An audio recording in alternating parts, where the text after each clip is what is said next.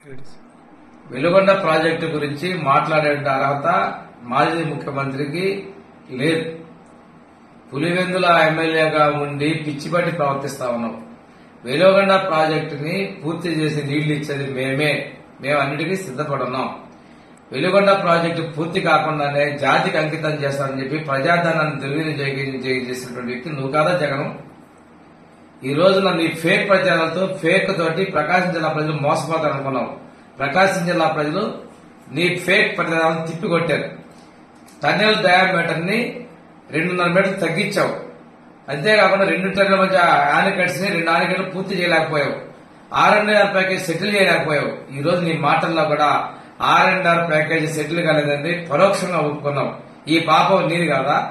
పశ్చిమ ప్రాంత ప్రజలు పోయినసారి ప్రకాశం జిల్లాలో నీ మీద ఆశలు చూసుకుని నిన్ను ముఖ్యమంత్రిగా చేస్తే ఆ ప్రాంతాన్ని నిర్లక్ష్యం చేసింది నువ్వు కాదా? ఇన్ని తప్పుడు విధానాలతో చేసి నువ్వు చంద్రబాబు నాయుడు గురించి మాట్లాడే అర్హత నీకు లేదు. ప్రజలు బుద్ధి చెప్పి 3 నెలలు కూడా పూర్తి కాల. ఏదేదో మాట్లాడుతా ఉన్నావు, పిచ్చి ప్రలాపన మాట్లాడుతున్నావు. ఈ ప్రాజెక్టు పూర్తి చేసేది మేమే, పూర్తి చేసి మేము ఇస్తాము. నువ్వు పశ్చిమ ప్రాంతంలో నీకు ఓట్లేసిన ప్రజలు నువ్వు నీ శాసనసభ్యులు మోసం చేశారు. ఆ రోజు తెలుగుదేశం ప్రభుత్వంలో 12 లక్షల రూపాయలు ప్యాకేజీ సెటిల్ చేస్తే 15 లక్షలు కావాలని చెప్పేసి డిమాండ్ చేసిన మీరు తర్వాత వచ్చిన తర్వాత ఒక